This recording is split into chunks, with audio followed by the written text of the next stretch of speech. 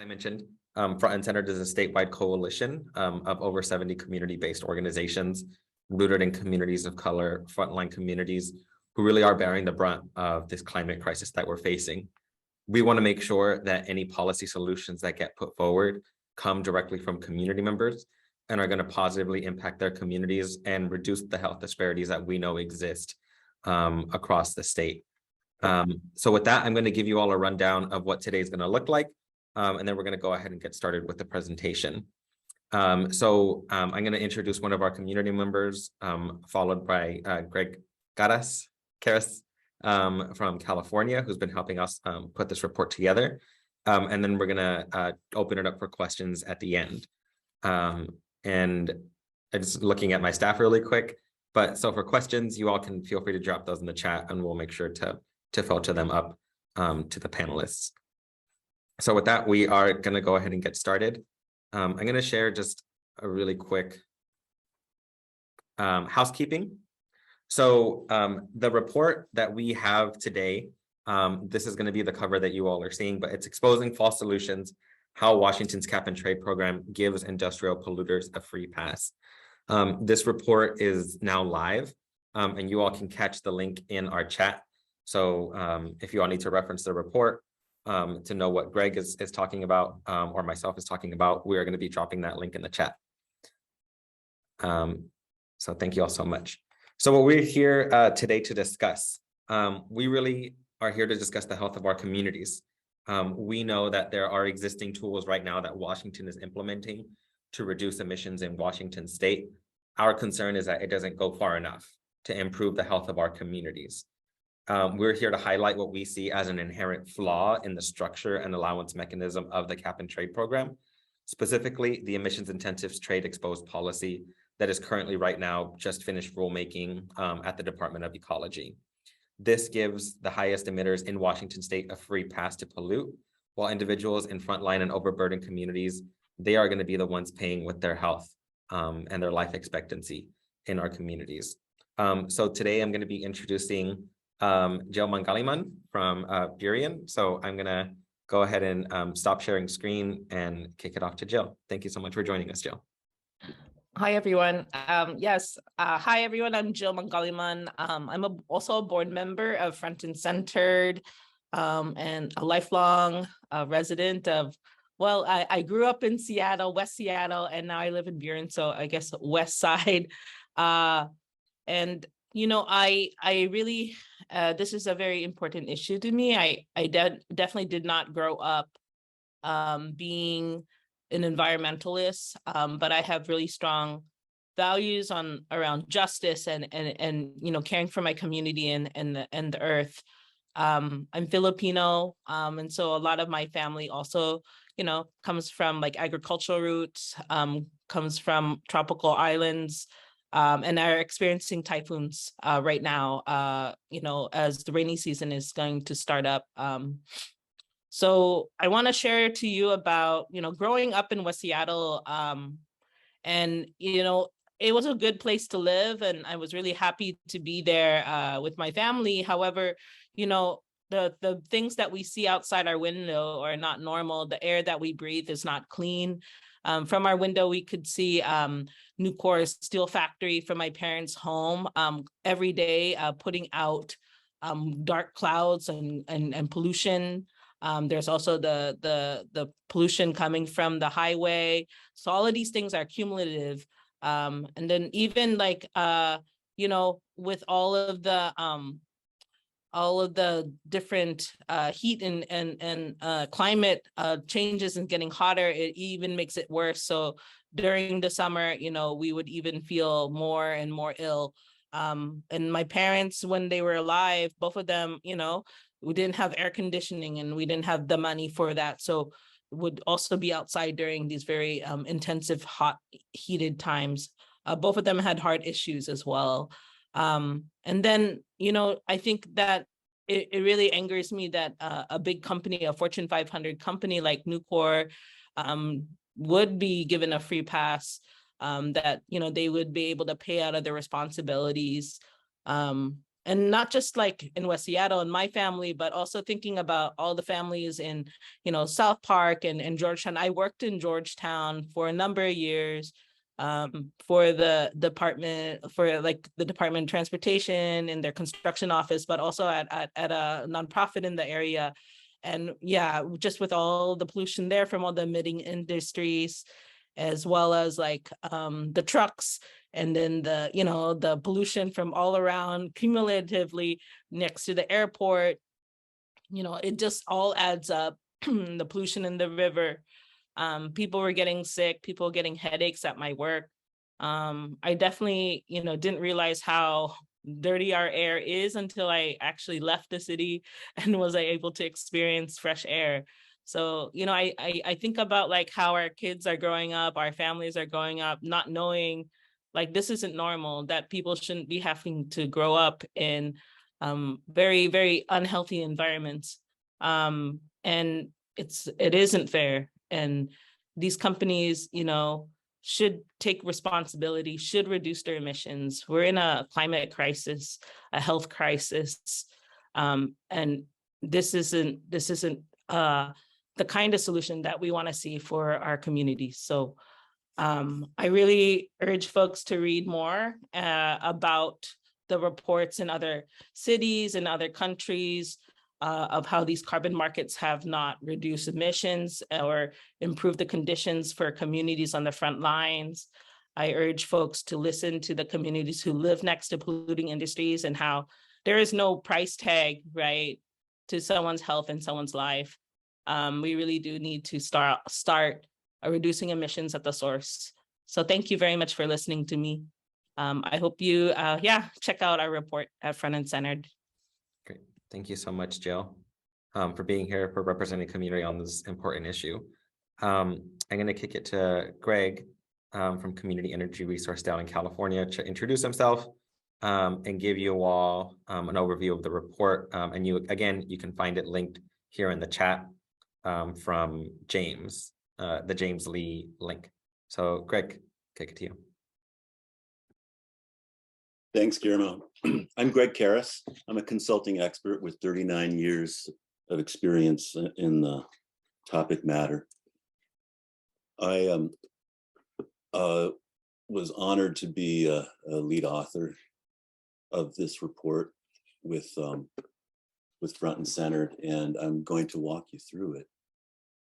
The couple of acronyms. Oh, for more about me, if you want to know my credentials, work, publications, just check the website at Community Energy Resource. A couple of, well, it's jargon. IETE, Emission Intensive Trade Exposed. It's the name of this policy.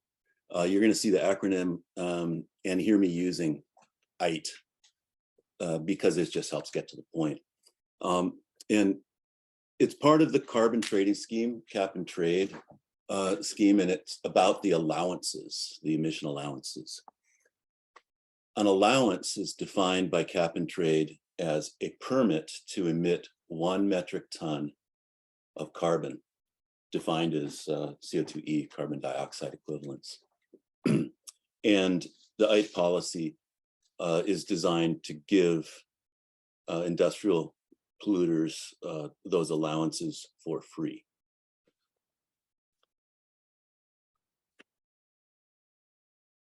Which industries does it pick to give the no-cost allowances? Well, pretty much all of them outside of power plants.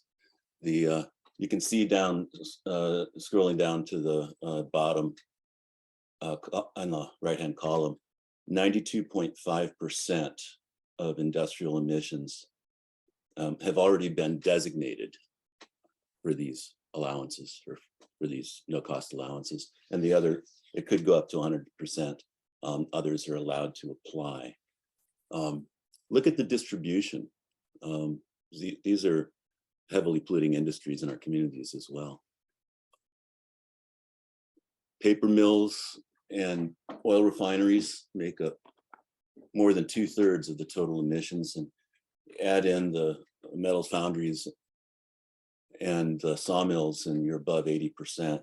So this is a highly discrepant, or I would say disproportionate distribution. Some of our communities are really highly exposed to the co-pollutants. But overall, I guess the headline is more than 9/10 of manufacturing industry in the state would be given permits to emit for free under this policy.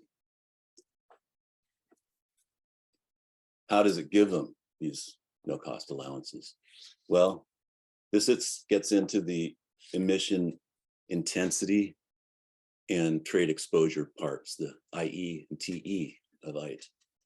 Emission intensity, mass emitted per unit activity at a particular source. This walks through an example, but you can see that if a plant emits 6,000 tons per widget, bottom right key, that's its carbon intensity. Under the policy, this hypothetical plant from 2023, next year, through 2026, so long as it accepts accounting for its emission intensity, it gets 100% of its baseline emissions. So what it's emitting or has been emitting, it gets all of that for that period, no cost allowances. And you can see how the carbon intensity and the production rate work out on the right, 6,000 tons per widget times 5 widgets, 30,000 tons per year. Then in the next period, 2027 to 2030, under the policy, it gets 97% of that at no cost at a minimum. And the policy requires considering a production increase. So in this example, the plant increases production, its emissions increase. You can see that on the right. And the Department of Ecology is required to consider giving extra no-cost allowances if those exports are deemed to protect the plant from trade exposure. So we're talking about the industries that are the highest emitting and most connected to global trade and polluting products. And this is their treatment. That's the way it actually works out. What change in total industry emissions could this cause? Well, it depends only on how much of the industry exports increase and how much the production increases to produce for export.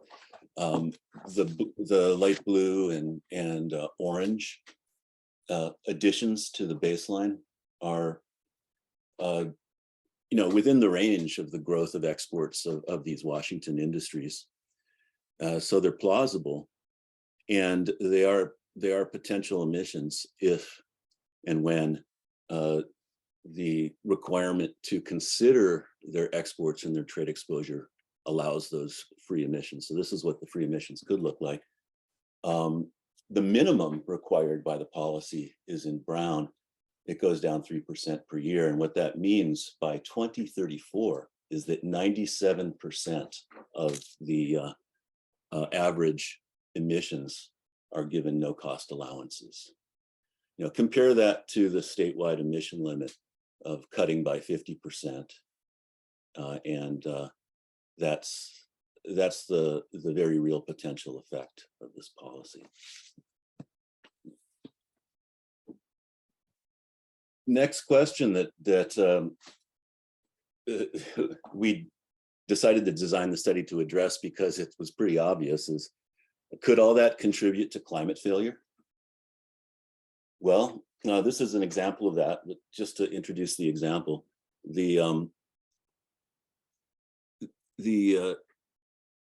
if everyone doesn't do their fair share, if part of the team sits on the bench, it's a lot harder to get to the goal. And just looking at the 2030 emissions cut, it's like about 50% cut from pre-COVID conditions. So 49% to be exact, based on state data. So if all of the other emitters in the state made up for no reduction in the ITE industry emissions, that would mean they would each have to do about 10% more. It's going to be hard enough to cut to 50%. They'd have to cut on average to 60%. But that's not the best comparison, because a lot of them, like the airline industry, are very hard to decarbonize. So we picked electricity, which has been decarbonized. I'll come back to that pretty successfully elsewhere. And the state's got a program that's outside of cap and trade to ensure that if the electricity sector in the state went to zero emissions by 2030, that still wouldn't be quite enough to make up for the uncut ITE industry emissions. So yeah, it actually could cause climate protection failure. And then the getting back to what Jill was talking about, why does supporting carbon intensive exports worsen toxic injustice here? You know, the report goes into this, there's some quotes. The bottom line though is we know it does because the plants are near low-income communities of color and First Nations communities. They're we're the first and worst exposed. And we know that when you burn fossil fuels, you get a bunch of co-products. They call them co-products. CO2 is the largest one by mass. It's not the most toxic. There's hundreds and hundreds of toxic chemicals. You produce more of those emissions go into the community, and there's more impact. You produce more for export, and people who live here don't even need or use those goods. Well, that doubles down on the injustice. It also points to a solution. And getting back to the electricity sector, it's not just that we have now solar and wind energy that's cheaper per kilowatt than coal power. It's also that elsewhere, policies that the state is using outside cap and trade, or has begun to use outside cap and trade, they've been in place, and where they've been in place, they've cut emissions from power plants and electricity industry sector by an amount that is greater than 1/3 of total current Washington emissions. They did that by tried and true practice that you're probably familiar with, direct emission standards. And this, so cap and trade went along with that, with those emission standards, and they are headed towards 100% carbon-free electricity, or nearly that. That's now state law in California, and they can get there. You guys can too. But in California, they did the classic experiment at our expense. They didn't use the emission standards. They only used cap and trade. And the oil sector and the industry sector, the emissions increased. So points to a very clear solution to this problem for all of us, for environmental justice and for our climate, which is use all the tools in the toolbox. And here, that means including direct emission reduction standards on the industries. Guillermo, I'm passing it back to you. Thank you so much, Greg. So as Greg mentioned, parts of this are complicated policy that had community come up with a solution to reduce emissions at the source, it wouldn't have looked like this. So our goal really today is to educate members of the public and the media that this is going on, that Front and Centered is taking a community-led perspective to come up with policy priorities that can do exactly what Greg is saying, is reducing emissions directly at the source. We're worried that if this policy continues unabated, that our community's health is going to continue to suffer, that emissions are going to get worse, that overburdened communities are going to continue to be overburdened.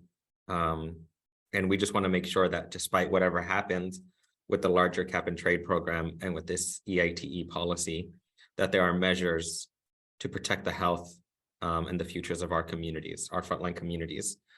So with that, I want to open it up to questions, which I think there were already some in the Q&A. So there was an initial question, which I think the answer is yes, but Greg, correct me if I'm wrong, but does the report quantify the pollution and where it is occurring? Yes, it quantifies the pollution statewide based on state data. It doesn't break down by community. That's something that is a step for future work. It'll be a big job, needs to be done. We wanted to get our results out from what we know statewide and compare them with other states, which the report also does. But it quantifies statewide for both the greenhouse gases and the co-pollutant rates by industry. Thanks, Greg. And the one thing I'll add here, Phil, is that there are maps of where these industries are that we could also overlay with the environmental health disparities map. And when you look at that, they're going to be in the communities that are already exposed to a lot of pollution compared to other communities in Washington state. And that's also something we're trying to highlight, is where it's occurring or in areas where it's already, where communities are already really suffering and being exposed to different kinds of pollution. Great. Greg, there's a larger question. Could you expand on no cost allowance? Are you saying that they don't pay a carbon tax and should? I'll start with that, just that first part. Yeah, okay. Thank you for breaking it down for me, Girma. So the theory of a carbon trading scheme is that you put a price on carbon and the trading market then takes care of it in an efficient way. That's got an intrinsic injustice in it because the biggest, most entrenched, polluters with the highest cost of switching from, say, coal-fired power to solar-powered hydrogen facilities for billions of dollars. They're going to be the ones that buy the credits, and the so-called low-hanging fruit, like a fleet owner that switches to electric cars, which are now cheaper, life of ownership, and would do it anyway. If it can be the seller. Guess who lives by the big industrial plant, right? So that's there. And aside from the question of whether that even works for reducing carbon emissions, which is heavily debated, to answer the question directly, what this policy it picks the highest emitting industries, the most emission intensive, and the ones that are biggest and are competing on the global scale, trading, basically importing and exporting carbon embedded in their products. It picks them to say, well, we're not even going to make you pay for this. So there's lots of really important side effects. I went into some of them, but the direct effect is, if all you got to do is pay for your emissions, maybe that'll work for some types of polluters, but generally not for industries. But then if you're just saying you don't even have to pay, here we're giving you permits to pollute for free, that's not going to reduce emissions, and depending on the situation, they could continue to increase as the industries follow their development path and expand. Thank you, Greg. And there's a follow-up to that question. Should communities impacted be moved or industries moved to a different location? Sadly, I don't understand the problem. Use all the toolbox, and the toolbox isn't very clear. Could you expand on that? Oh yeah. So let me start with the first one. That's a value judgment. I think that in my value system, our industry and all of the things that we do with our technology are supposed to serve people. They're not supposed to make some of our communities sacrifice zones. And so that would be my answer to that. But it's not a scientific question. It's a value judgment. And we all collectively are going to have to make that decision. And I think that's a big part of the center's work. And the other part of the question, I've now forgotten. It was, could you expand on all the tools in the toolbox? Oh yeah. So this is one of those things, you lose the forest for the trees. It's so simple.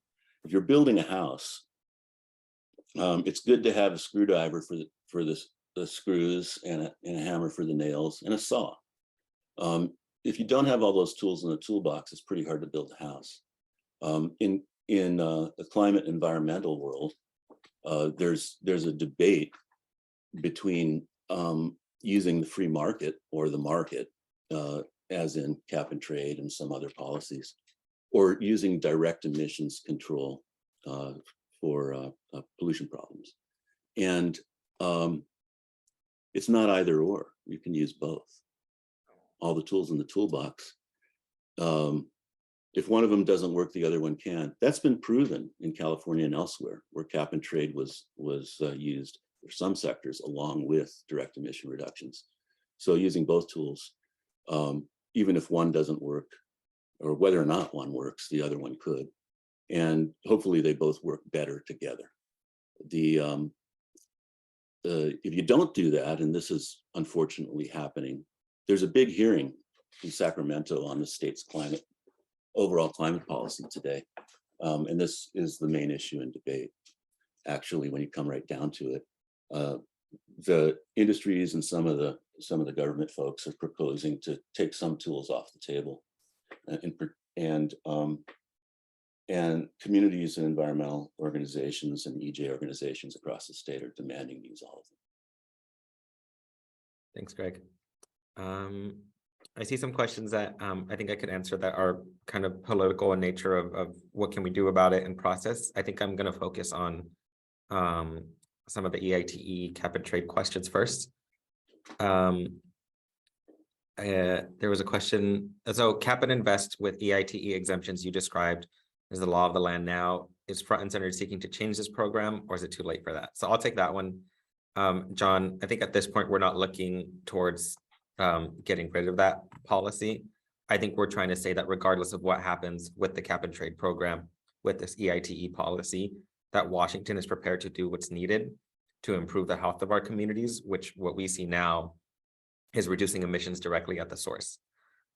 It's something that legislators have discussed in the past that we would still like to see during this next legislative session.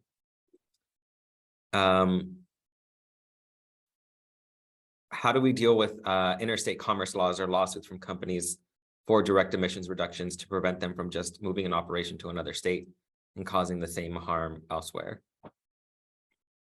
Yeah, go ahead, Greg. Yeah, I can give you an example.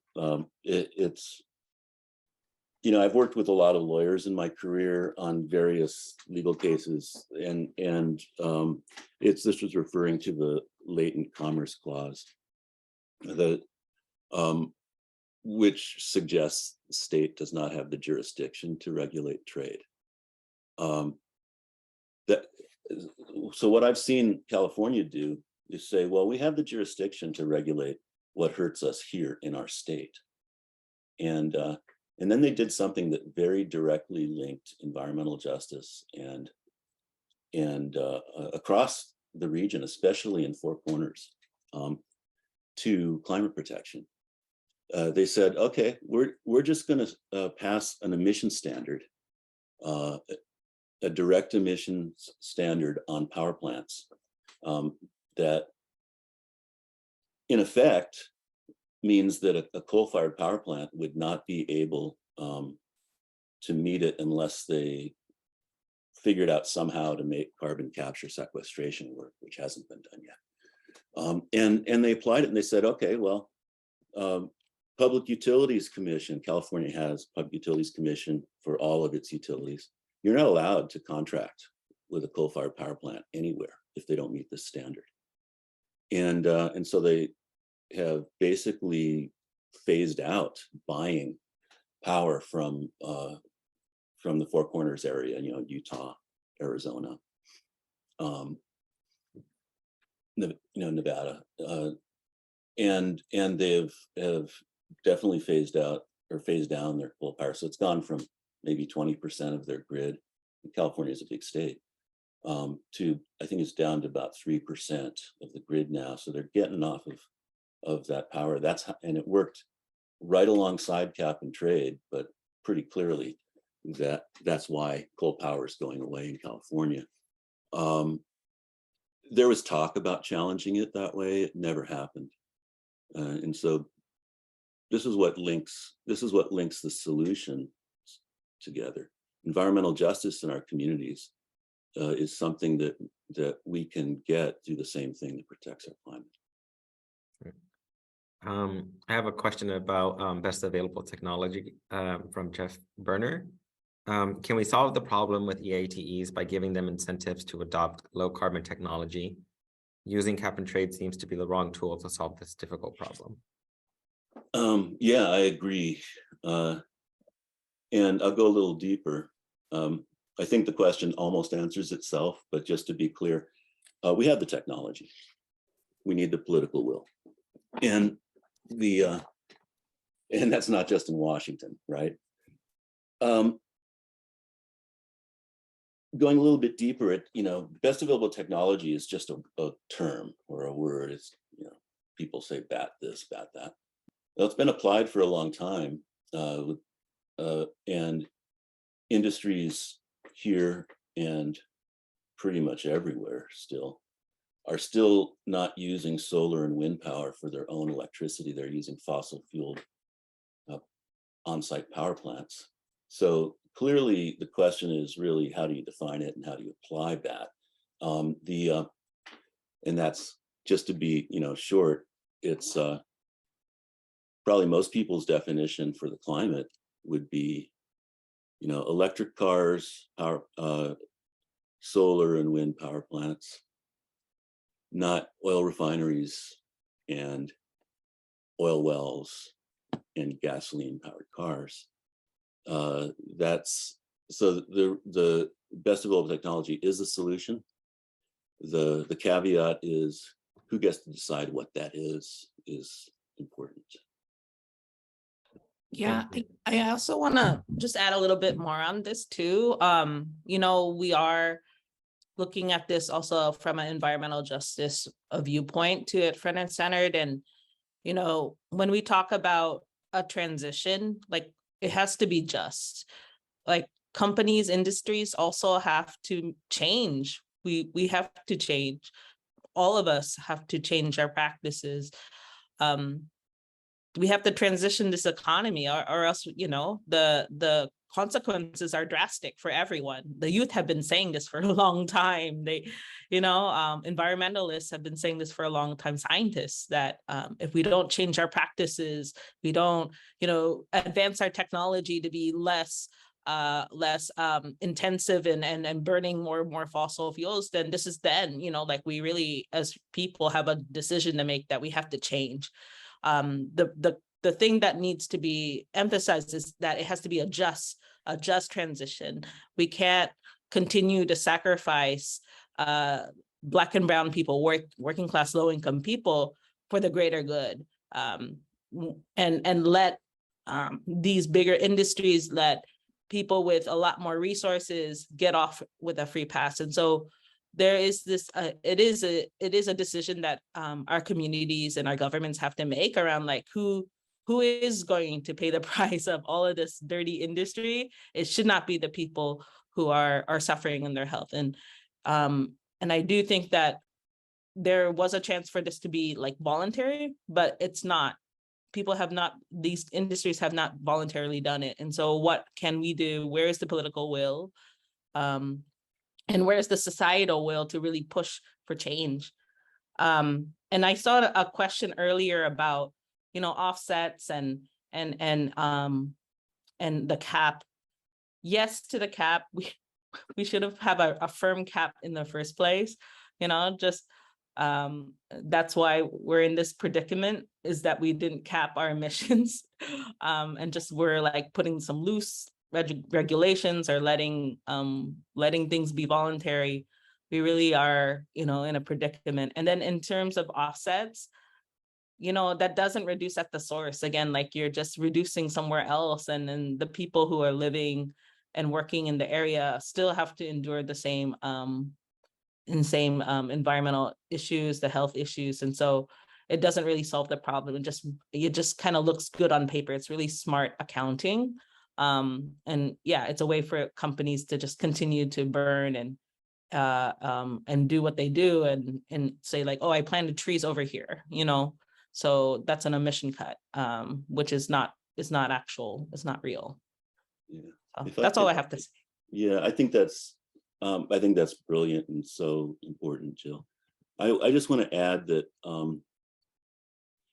the impacts are to all working people as well.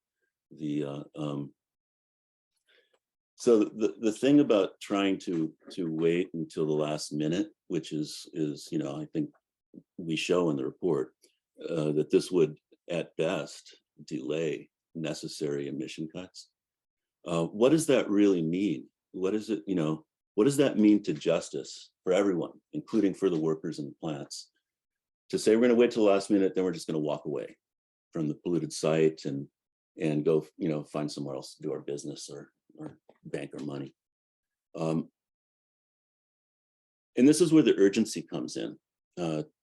I just want to emphasize that the idea of you know, best case 94% of the permits to emit being given away for free through 2034. If you're gonna stabilize climate after doing that, you're gonna have to shut things down right away. So the whole plant gets shut down, not gradually, which allows for a just transition for the community and everyone else, but more like what's starting to happen. Like, you know, the biggest refinery on the East Coast in Philadelphia, it's shut down. What actually happened was the big oil company sold it to a holding company. The holding company blew it up and then announced a week later that they were declaring bankruptcy and were not going to reopen it. The city's stuck with the tab for cleaning up the site, massively polluted site, and workers lost their pensions. And the bankruptcy, you know, is potentially going to end up protecting the owners from all of that. That's what happens if you wait. What is being stolen from us is our health and our wealth here by delay. Thank you, Greg, and thank you, Jill. There was a question about air quality monitoring that I think we can combine, but does this account for Washington's unique provisions in CCA that require air quality monitoring in overburden areas and gives the Department of Ecology the right to reduce free allowances given to industries where air quality has been shown via this monitoring to be decreasing? So unfortunately, the monitoring for many years, it's going to take many years to take action. And I think there's going to be harm to communities that we would have to sacrifice in the meantime. I think we can't wait when we already know that industries are going to be getting a free pass. So I hope that one answers this question along with another one about air quality. Greg, there's another one. Since EITEs are under the cap with a declining amount of allowances issued to them each year, how does their issuance of allowances free of charge allow them to pollute over the cap? Is this concern driven by the amount of allowances more than their cost? So it goes industry by industry, and it's not necessarily a decline each year. As I showed, there's also a provision for considering additional allowances for trade exposure if the industry makes the case that they had to expand and expand their exports to stay in their global business. But either way, it doesn't, that for that one plant by itself, it doesn't necessarily mean that the statewide cap would be exceeded. What it means is that if the statewide cap is going to be met, and you know, here I'm assuming that that means a 50% reduction by 2030 and down to roughly 5% or 95% reduction by 2050. Just a ballpark to answer your question. In 2050, without emission cuts, the IETE industries would be emitting about 20 times that total. So there's no way that we can continue a policy that says, well, we'll even let you expand a bit in these industries if that helps protect the state's position in trade. There's no way that that's going to meet the cap, not even close, really not even an argument. The more functional question is 2030, and I showed the chart on this. If one source, especially if it's a big source, does not do its part, then everybody else has to work harder, and you get into a feasibility problem. So, you know, the one line answer to your question is because the risk of it becoming not feasible socially and economically and technologically to avoid climate chaos is increased, we need to worry about that. Thanks, Greg. I have a couple more questions. We might not get to all the questions, but thank you all for being patient. I have a question from Guy, and then John, I see that you have a couple questions, and we'll get to those right after. In the cap and trade scheme, why are so many emissions allowed without cost? Greg, I'll kick it to you for that one. We talk about this a lot. You know, it's pretty clear. It's not really science. The report talks about it. You know, even if you believe cap and trade has a role, or even an important role, there are clearly limitations in it.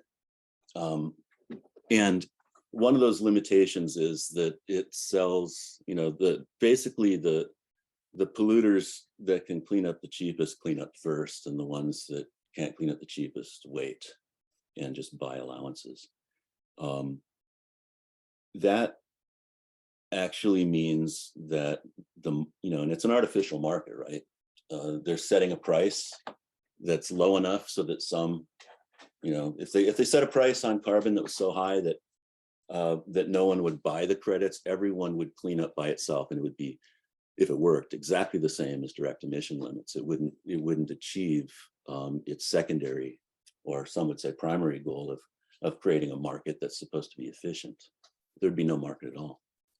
So somebody's not going to buy the credits, and then it just looks like it's not working at all for the polluters. And so what's happened in California, in Europe, elsewhere where this has been tried, is that a political decision gets made to say, well, we're going to set a bunch of mechanisms, offsets are some of them, but the most direct one, the one that really pinpoints the answer to your question in a meaningful way, I think, is that it's not just here where the permits to emit, the allowances, are given away free of charge or no cost. California does that too, and has been doing it since 2013. And so they're staying under the cap because their electricity emissions went down so far. And so as a matter of fact, it's possible to do that for a long time, you know, in this case, since 2013. But the petroleum fuel chain emissions, remember, California is the predominant refining state in all of Western North America, west of the Rockies, et cetera. And it's imports and exports like crazy. Their exports went way up, their production went up, they're importing more imported crude on top of what they're refining in California. It has obviously not worked.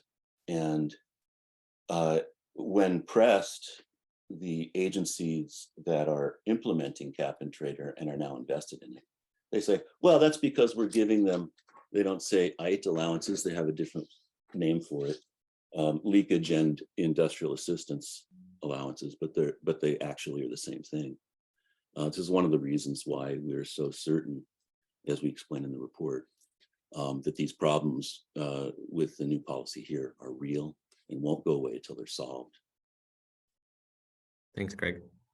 So I'm going to combine the last two questions. So how specifically should states reduce emissions as the source, as we say? The short answer there is asking each facility to reduce its emissions on site.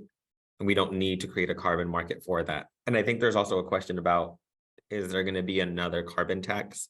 Is that something that we're pursuing? I think the focus that we're trying to put on this is the cap and declining emissions, having that secured regardless of what happens with the cap and trade program.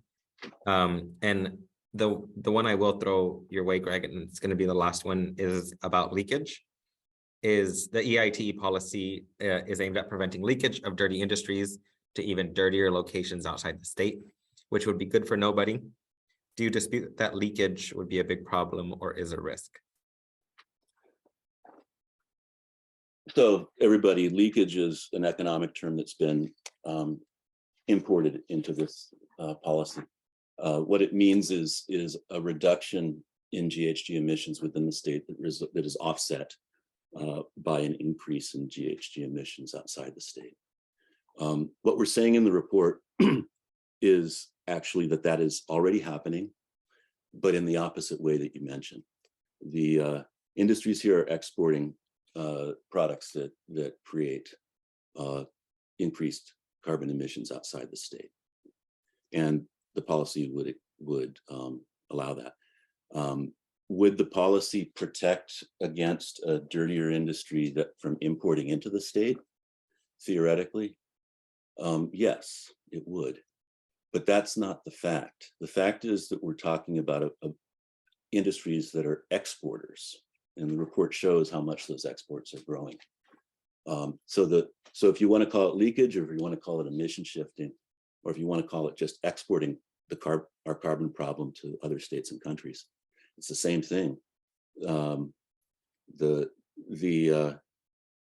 implementation of the policy in California says it's protecting against leakage, but the oil industry, the biggest emitter there, has increased its export emissions to other states by a phenomenal amount.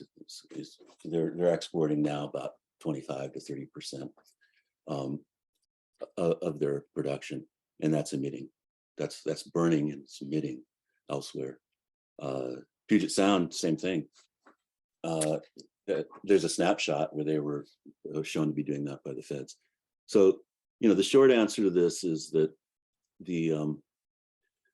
think globally, act locally, right? And here we have found a problem and that pinpoints a solution that we can do here that's going to protect us and help to solve the world's carbon emissions problem.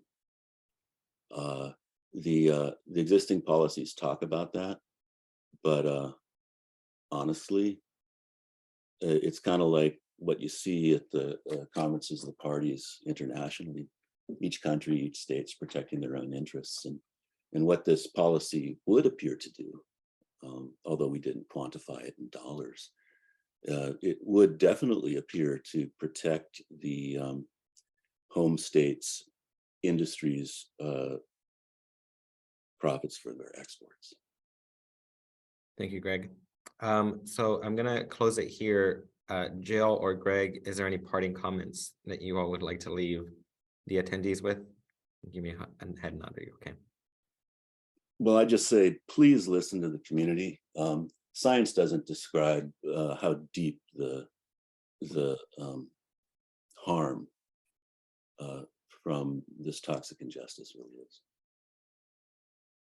Yeah, I second that, and I definitely thank you all for attending, and really urge you to read the report and share about it to your networks. Yeah, and continually think about how we can change things for the better. 2 years ago, there was a typhoon in the Philippines, and it blew the roof off my grandma's house. Thankfully no one was living there, but the impacts are already happening, in our home countries. And yeah, we really need to take some action, like real action. Thank you. Thank you, Jill. So I'm going to drop my email again in the chat if there is any follow-up questions for Front and Center or for Greg. But again, thank you all so much for joining, and please be on the lookout for some follow-up on our website. Thank you so much.